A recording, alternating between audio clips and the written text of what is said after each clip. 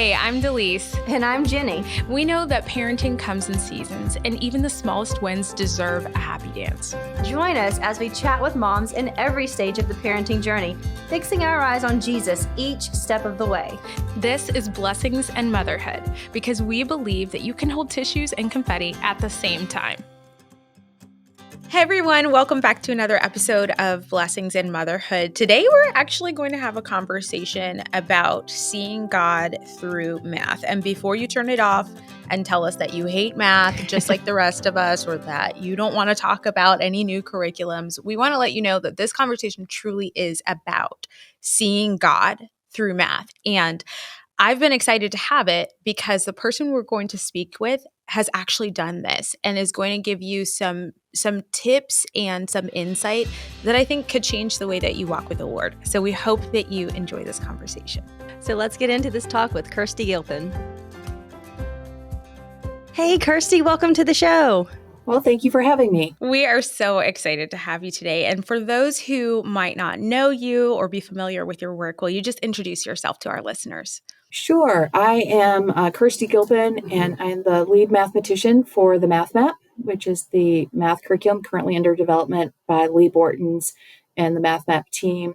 And I come into this with a background in mathematics. My undergraduate degree was math and computer science. My master's degree was in secondary math education. And then my PhD was in curriculum and instruction design, with really an emphasis on homeschool parents and mathematics. So that's my educational background. We've homeschooled since our children were babies. We started them in classical conversations when each of them were 3.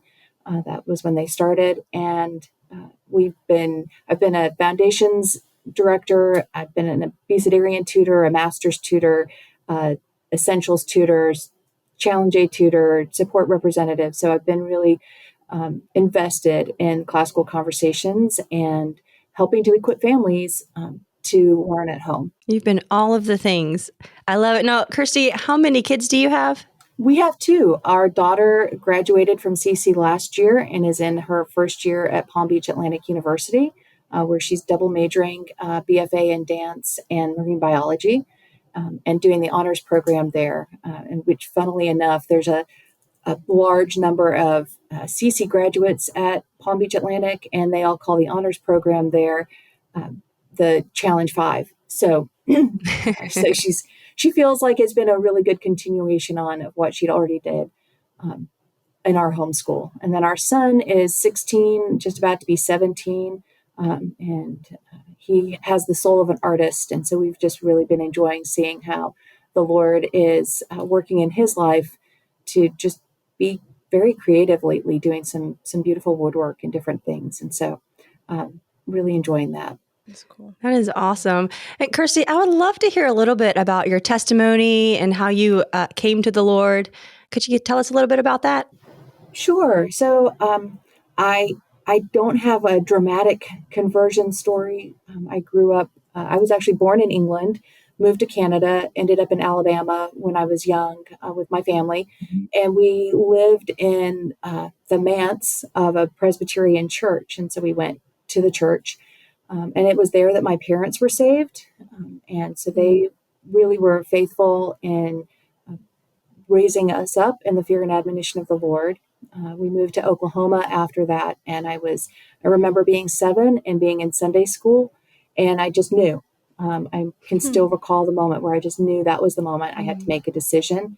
And after Sunday school, I prayed with my teacher and was baptized there in that church. And so I'm very fortunate that I've been able to call upon the Lord for comfort ever since. I think that my testimony is that once I sort of got to college and maybe hit some turbulence, that I was less faithful.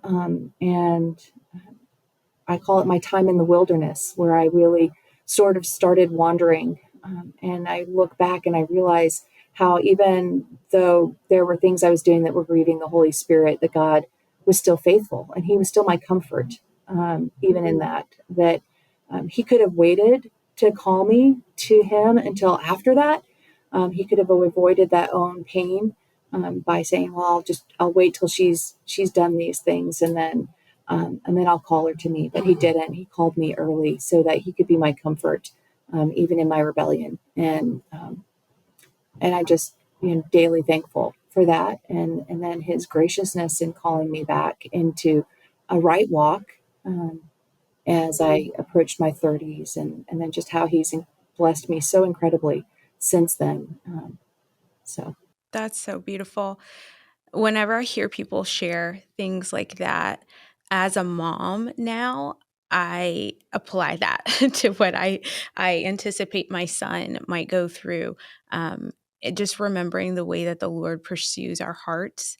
And I love that you said, that God chose to put himself through that pain so that he could be your comfort and woo you back to him in time.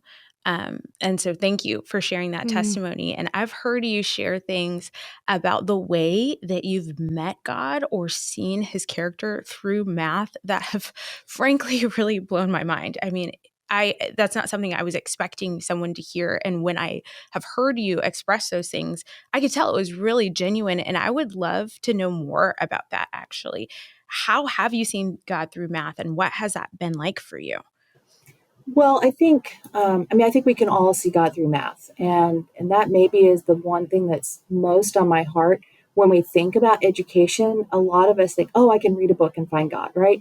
I can listen to music and find God. Oh, I'm going to pursue God, and I look at His creation and through science, apologetics. There's all these other academic things where, history, whatever it is that you're thinking about, and you go, oh, like it's kind of easy to see God there. But math is this thing that we've sort of compartmentalized, and we put it off to the side, and we think somehow that's not where we meet God. But Romans tells us that all of creation is there to reveal God to us, and that includes mathematics.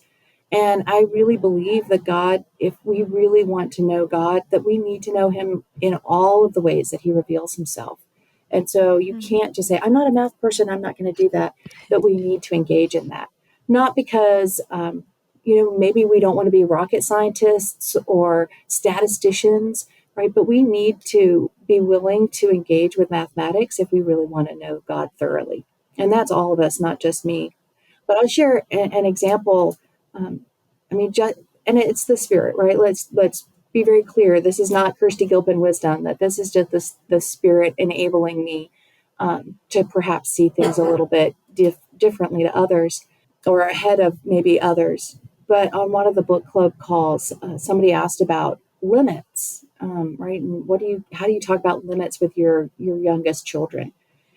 And I said, well, just talk about your limits in everyday life, right? And so we think about, how many times have we said to our kids, like, your mom's reaching her limit, right? What does that mean, right? When mom reaches her limit. And then we talked about, pushing cars, right? And if you're like, we're each going to push a Matchbox car. And if we push it into the wall is the limit. That's as far as it can go. Or we can push it down the hallway, and that car is going to have a limit, right? How far is it going to go before friction slows it down? And so we can push a car over and over and over again, and we're going to go, well, that's as far as it ever gets. And so when we start thinking about limits, right, we start to go, wait, but God says His love is limitless. So what does that mean, right? So now I've gone from thinking about this idea of limit mathematically, but by thinking about it mathematically and thinking what that really means for there to be a limit, now I can go, okay, what does it mean when God says that there is no limit, right? When my love is limitless, when my power is limitless, when my provision is limitless, right? I mean, put in any of those attributes of God, and it's limitless. And so then you go, oh, like, I have to stop and really think, right? Is there anything that I have a concrete example with that's limitless? No, right? But by understanding what a limit is, it now gives me an opportunity to think about what it means for God to be limitless. Kirsty, that is Beautiful. I'm one of those people that did not like math, and the way that you just bring it back to God, I think is so beautiful. And it's not something that comes to the forefront of our mind. I love that you talked about God's limitless. Are there any other characters of God that you have personally seen in your many, many studies of math that have surprised you? Well, and this may, I always share this one because it was so meaningful to me in terms of bringing my math education together. Um, and it may not have the same impact for everybody else, but when we're younger, we learn about exponents, right? And powers. And it seems like a fairly straightforward idea that if you have 3 squared, it's 3 times 3 and it equals 9. And then we're taught about square roots and we're told, well, you're kind of going back the other way. And we all feel kind of comfortable with this idea. And then maybe years later, if your education was like mine, years later, you might be in an Algebra 2 class or pre-calculus class and you're studying logarithms. And they sort of describe logarithms and they say, well, it's the number you need, and it's this sort of feels sort of esoteric, and I have to really stop and think through it, and it never really made sense to me. And these ideas were taught years and years apart and never connected. Well, through my work on the math map, as I started looking at exponentiation and taking roots, I realized that it's a 3-part relationship.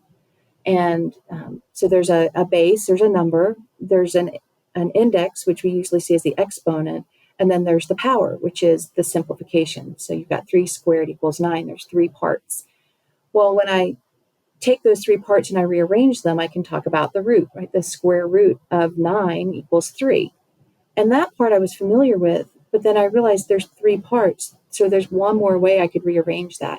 And that's where the logarithm comes in, because now I can say the logarithm of base 3 of 9 equals 2. And it was just pulled all these pieces together. And I realized that my understanding of a triune God, right, the Trinity of God, that there's these 3 inseparable parts that yet, depending on my need, right, I might see more of the Spirit, or I might see more of the Son, or I might see more of the Father, but they're all together, even though one person might minister to me more in a particular time. Understanding my limited understanding of the Trinity gave me insight into this mathematical relationship that blew my mind and brought these disparate ideas, these ideas that have been taught, probably a decade apart, all of a sudden into a cohesive whole. And I went, wow.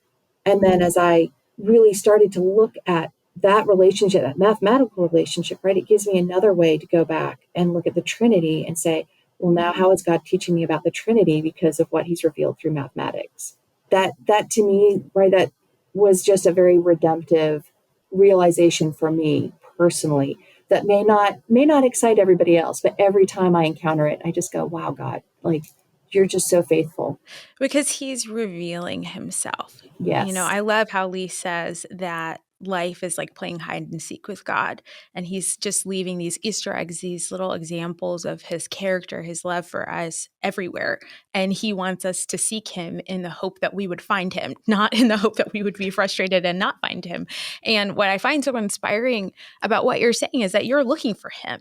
I think truly that probably is the answer to how you're seeing God through math. You are looking for him. You are asking the Holy Spirit to illuminate your mind and to show you his character through this, because it's part of his promise. He said that he is illustrating himself in all of creation, so we can expect to find him here.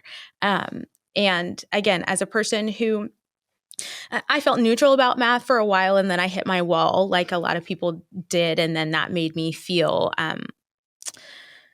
frustrated with what I assumed were my capabilities. And so that kind of colored the way that I interacted with math. But I'm so excited to seek him in a new way and to keep growing, because now I know that that wasn't actually a permanent limitation. It was just something I needed to approach from a different angle and continue to work at, and to choose to take that challenge on over time.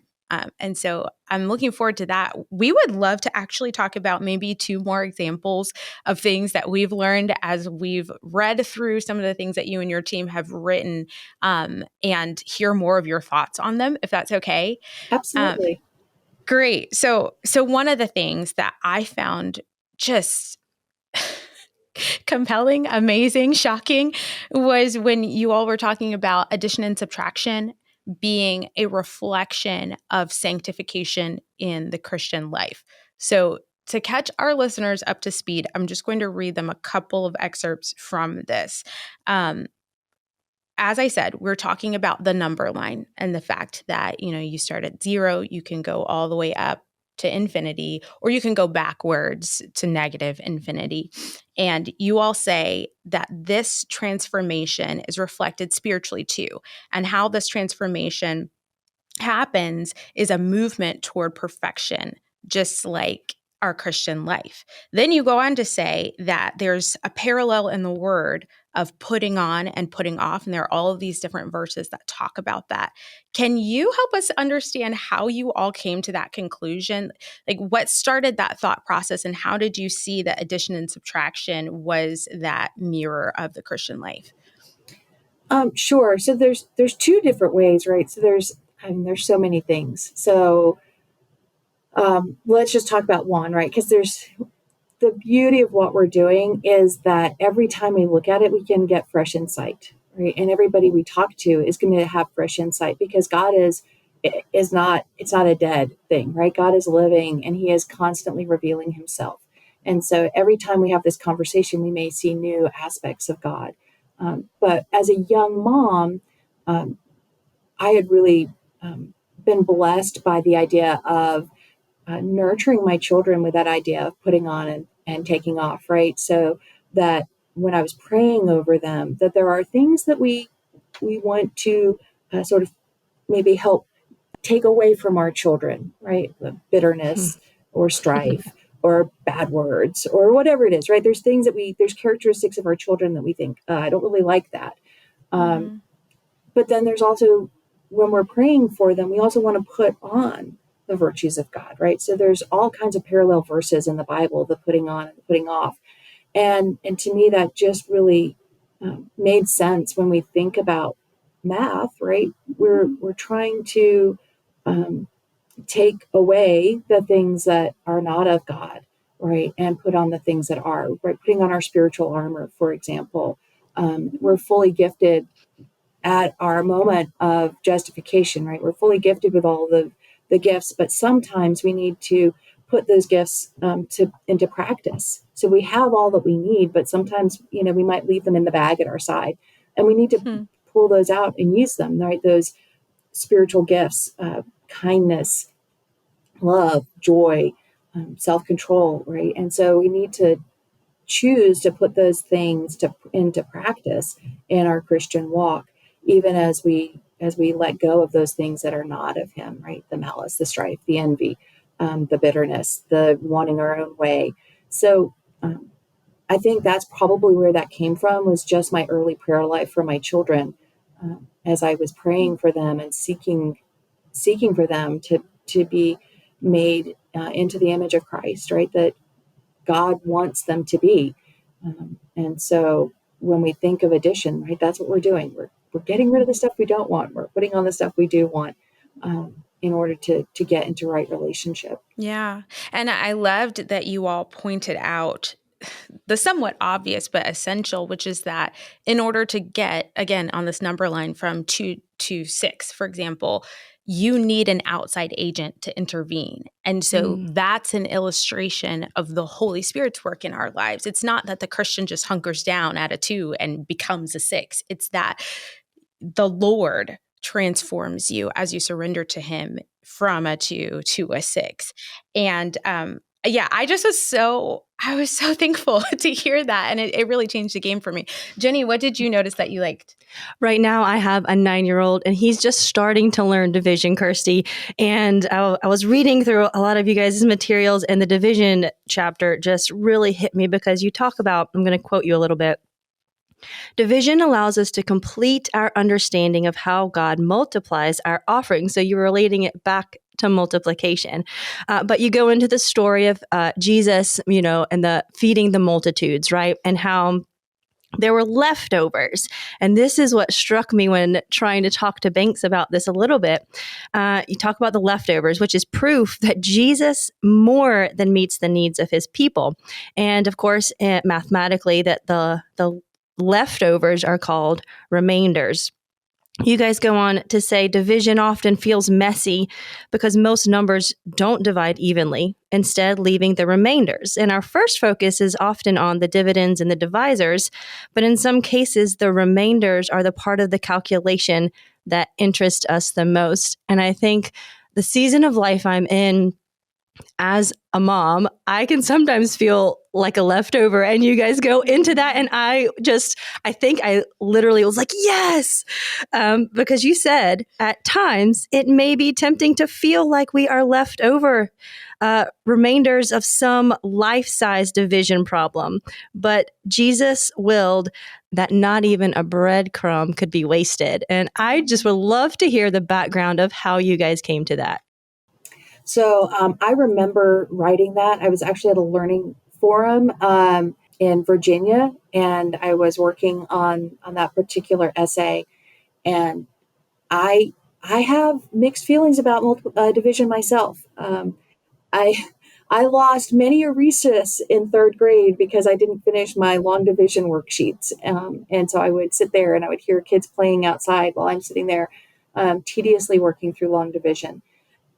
And it sounds right like the Sunday school answer, but the truth is I just know that the Lord just gave me those words. And the beautiful thing was that, as I wrote things, I would ask people, hey, would you read this, see if this makes sense before, we kind of publish this. And the person that read that day just kind of like you looked up at me with tears in her eyes. And she said, this just ministered to me. And that's just God, right? That wasn't me. That was God knowing that she needed to hear those words that day, or that you, Ginny, needed to hear those words. That God planned that out, that the people who needed to know that were going to hear that. And what a blessing that he chose to use me, but it wasn't my wisdom, that was his. But it is important for us to remember, I think, with division, that all of the parts, right, they all matter. And sometimes it is messy. And that, I think, we like multiplication because it's not messy, it's easier, and the division is hard. But life oftentimes is more reflective of division. And I thought it just came to my mind, right? When we think of multiplication and multiplying, we start at 0 and we're like going out. And you think about God, magnifying his word, and it starts with him and it's going out. Well, division says we're going to start out, and our goal is to get back to 0. And so if you think for a minute, right, like our goal is to get back to God. And so what does that look like? It looks like division, and it's messy, and it doesn't always divide evenly, right? And sometimes we think we've figured something out and we go in this huge chunk, but there's still these steps left that we have to take, these remainders that we have to work through. And that's probably more reflective of what the Christian life is like than multiplication, that it's messy and it's hard. But those last steps that we have to take are probably some of the most beautiful, right? Because we're getting close to God and we see the approach to him. And so it's beautiful to think about where we are in that journey and approaching him.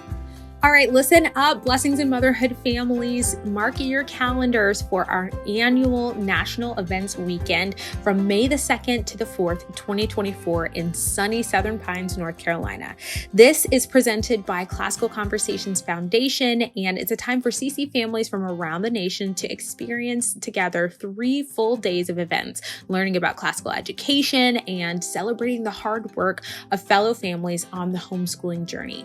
Some of the major events in the lineup this year are our beloved National Conference, where you can hear talks from homeschool leaders like Lee and Robert Bortons and listen to a graduate and parent panel. We've also got National Commencement. This is our official graduation ceremony for Challenge graduates and their parents. And last but not least, we also have National Memory Master. This is a championship where 16 Foundations finalists will compete for the esteemed National Memory Master title and a grand prize of $10,000. Plus, there's also a ton more on the agenda, from food trucks to fun celebration and even an outdoor adventure camp.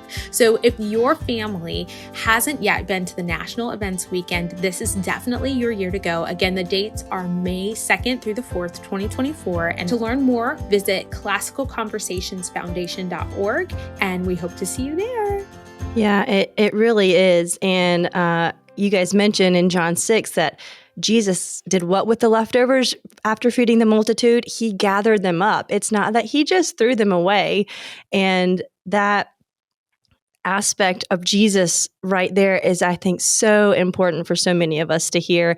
And as I was talking with my son through this, he's not liking division at this point in his life right now either. He's like, Mommy, why can't it just be a whole number? He's, learned about these whole numbers and what's mixed numbers, right? He's like, why can't it just be whole? That's easier. And I went into, life's not always easy, bud. But hey, God loves the leftovers. And I've been able to use that with him after we've read through this. And it's just been really beautiful. Mm-hmm. And the fact that division isn't always a bad thing. Jenny and I were talking about that the other day. We are all kind of anticipating this year being a challenging year because of the election and just different conversations that we know that we're having. And to know and see these illustrations in math, in the world, and things that are concrete and do not change, of how division can be challenging but a positive thing, is really comforting for me. And I think about, what is it in Jeremiah when God says to the clay, he's saying to the children of Israel, can I not treat you like the potter and the clay, and to break it down and to rebuild again. And just that sanctification process is truly the way that the Lord works. And though it may be painful, he is always doing it for our good and for his glory. And we can trust that. Yeah. That's good. So Kirsty, after talking about some of these things, how does your devotional time look like? Do you consider doing math like your time with God? Well, interestingly enough, right? So I had a conversation with somebody the other night about international religious freedom, and they heard I was a homeschooler, and they're like, well, why do homeschoolers care about international religious freedom? And I said, well, shouldn't everybody? Right. Mm-hmm. Well, my devotional time, right, is one time where I'm seeking the Lord, and I may ask specific questions, right? But I'm seeking him in everything that I'm doing. And so, I don't just say, oh, well, this is the time, right? So in that respect, I don't want to be like, oh, I'm just all devotional, but I don't want to pretend, like I'm just so great. But I do think, right, that everything that we do, we're working as though for the Lord and not for man, right? And everything that we do, God's going to meet us there. And sometimes the greatest breakthroughs come through, washing the dishes, or working on a math problem, or when we go for a walk, or just, hearing how God's acted in the life of your child. Right. Whatever those things are, God's always looking to meet us. So yes, when I'm doing math, I'm looking for God. But I really am, as I've grown older, I really do try to pray without ceasing, and not in that holy, formal way, but just keeping up an ongoing dialogue with God. And when I see something, like appreciating it and you're like, oh, thank you, God, for showing me that, right? Or, oh, God, the sky's so beautiful. Just what an artist you are.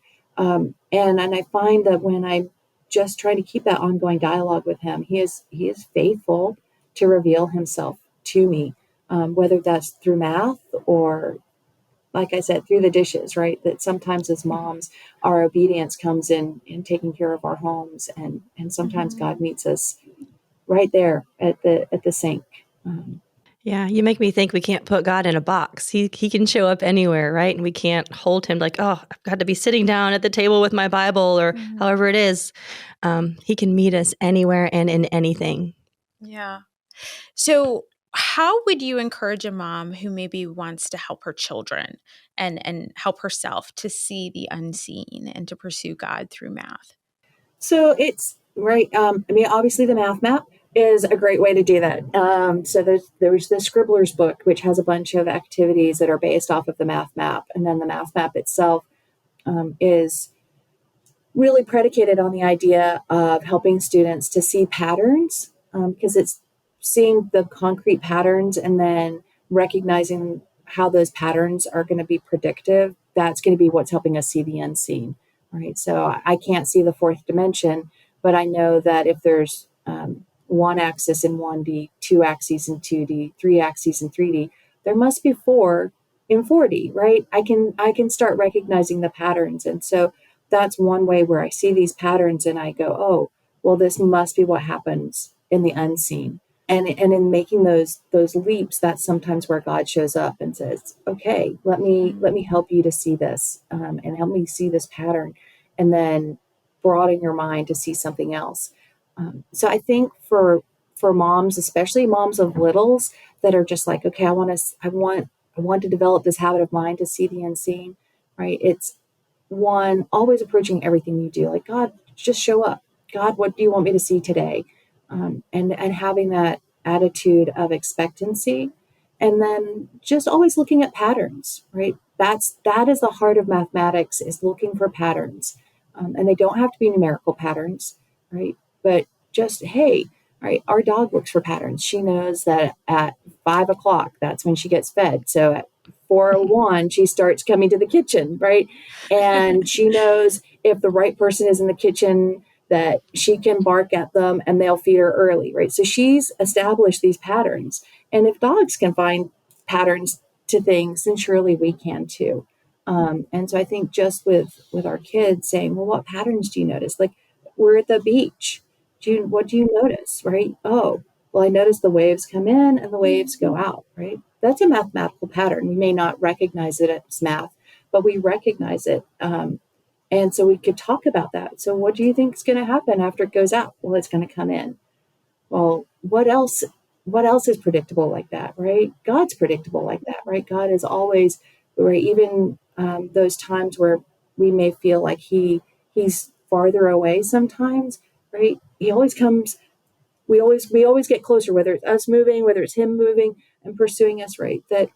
Um, that idea that the mercies are new every morning, right? God comes back in just like the waves do. He's always coming back in and being faithful. And so I think, if you're looking for those patterns with your kids, that those are the things that are going to develop that habit of mind that help you to see the unseen. And what I'm hearing you say as well, Kirsty, is to have the conversation with them. And I think when I think of math, at least, or my previous math, I don't always think of a conversation. I think I've got to do this problem and find the answer, not let me have a conversation about the beauty in math. And that is what I'm really excited about through what you guys have done. And you're so well versed in all things mathematics. You're teaching me how to read things and understand them slowly. But was there ever a time that you were getting like really frustrated with math, or that math wasn't easy for you? And how did you work through those feelings, if you do have an example? Well, I mean, as I told you, I lost many a recess time for long division. I in eighth grade, I remember getting a paperback with red all over it, and I had just decided that negative signs didn't matter. Right? They just didn't matter. So I just ignored those negative signs, and I did my test, and you know, got this big failing grade on this test. And I still remember it. I still remember seeing that and just being like, oh, what's this? This is not the kind of grade I usually get. Um, and so God really taught me there, right, that you have to be attentive, and that we are under authority. And so I think perhaps that, and there's certainly other things, right? There's a lot of classes I've taken where I'm like, this is hard, and I just had to persevere. And I think that the reality is math is hard, right? So let's just all agree math is hard, and there's nobody that's going to sit here and say it's not. And I'm going to share an analogy with you. I liken math to climbing Mount Everest. Right? So when we teach our kids to read, there are early successes. And so in North Carolina, there's a mountain not far from us called Morrow Mountain. And you can drive to the top and you can drive up and you can get a really pretty view. And it's a pretty drive and a pretty view. And so teaching our kids to read is somewhat like that there are books that are accessible to them and they can get a pretty view, right? They can drive up the mountain and get a pretty view. Math is not necessarily like that. There's not a lot of like early on mountaintop experiences that are easily accessible. It's a lot more like climbing Mount Everest, where you say, okay, here's my goal, and I would really like to get there. And so I'm going to have to go buy a stair climber and a treadmill, and I'm going to set them up in my basement. And it is boring and dark, and I just have to persevere right on this treadmill and put the miles in and persevere and train. And even when I eventually get out to where the mountain is, right, and I'm at the base of the mountain and I'm at base camp, right, I've started to kind of catch a glimpse, and I'm really excited now because now I can see the mountain in front of me. But, it's not just a quick climb up, right? I got to climb up and then I've got to climb back down and like spend some time. And math is like that, where there's just a lot of early grinding on to get the grammar of mathematics, right? Memorizing our computation facts, memorizing the notation, and just grinding and persevering. And then we start to get close and we think, oh, I'm like ready. I'm close to a breakthrough here. And we may go up and get a little breakthrough. And then we kind of have to come back down and like process it and put the pieces together. And then we kind of go up and, oh, right. And so it's this long process. It takes a long time. And if we persevere, we're going to have views and experiences that are beyond compare. God's going to show us things that we can't see anywhere else. But perseverance is the best thing that I can say. It's just continuing to persevere and wrestle with the ideas, and persevere and wrestle. And then when it comes together, it's so exciting because you're, oh, I get it. Like that, really, now I get it. And now it's ready to persevere on for the next piece. Yeah. And I love that you pointed out the fact too, that you sometimes have to go back down and take a break. It makes me think of working out a little bit. You train and you lift your weights or do whatever exercises you do, but you have to have your rest day to get stronger. And I think remembering that when it comes to math, like you can do the problems and, learn how to say the limit or the proof or whatever they're called, but you have to take a break and then go back and really try to understand it and just give yourself some time. Mm-hmm. Yeah. And that it's about building character. Yeah. As much as it is about learning and understanding the concept, you have that you're grasping as well, and that takes time. One of our favorite things to say on this show is that you can hold tissues and confetti at the same time. And I feel like this whole conversation that we just had about mathematics illustrates that there can be something beautiful and extremely difficult, and those truths can be simultaneous. And we want to throw some confetti with you, actually, Kirsty. So what is something that you're currently celebrating in your life? Probably just, my children, they're always what I'm celebrating. And we're just so blessed to see them both growing into young people who love the Lord and are seeking after him and have hearts that are willing to serve and hearts that are willing to love others and have compassion. And so that, there's no guarantee, right? There's no guarantee that our parenting is going to bear such fruit because we know that God has a plan for our children that's independent of us. But it has been such an incredible blessing to see them growing into these young people who love him and want to be his people and love in his name. And so that's what I celebrate every day, is just the work the Lord is doing in my children's life. Well, Kirsty, thank you so much for being willing to talk with us about math and how you've seen God in math and just show us your heart. If our listeners want to find you, where could we go? So you can, obviously, if you're in Classical Conversations, the best place to interact with the Math Map is on CC Connected, where we've released a lot of digital materials. The travel log, I think, is one of the things you were quoting from, and that has really been my heart, how God spoke to me and then allowed me to write that. So the travel log is a great resource for anybody that's looking for, hey, what does this look like to find God in mathematics? I would definitely encourage people to go there. And you can always email us at themathmap@classicalconversations.com. And a lot of, I see those emails that come in. And so if somebody's got a specific question, feel free to reach out. And then there's also leebortons.com. We have a weekly book club where we're working through the six-year-old sort of lessons right now. And we have a large number of women who are joining us every week. There may be men too, so I apologize to anybody that I left out. But we have a large audience every week, and it's an opportunity to ask questions and participate in that conversation. So that's one way that people can get in touch with me and Lee and talk about math, and I invite everybody to that. Well, thank you so much, Kirsty, for being on the show. So guys, we hope that you enjoyed this conversation. I know I really loved just hearing more about how Kirsty wrote some of these essays and was able to meet the Lord through mathematics. Yeah, and just the reminder that everyone has insight and God is constantly revealing himself, whether that is through his word or through math, was a really good reminder for me. Absolutely. So if you enjoyed this conversation, we would love for you to go and share it with a friend. You can find us over on social media at Blessings and Motherhood. And we would love to talk to you a little bit more about the things that you're learning about God through math. So find us over there. Thanks, guys. We'll see you next time. Bye.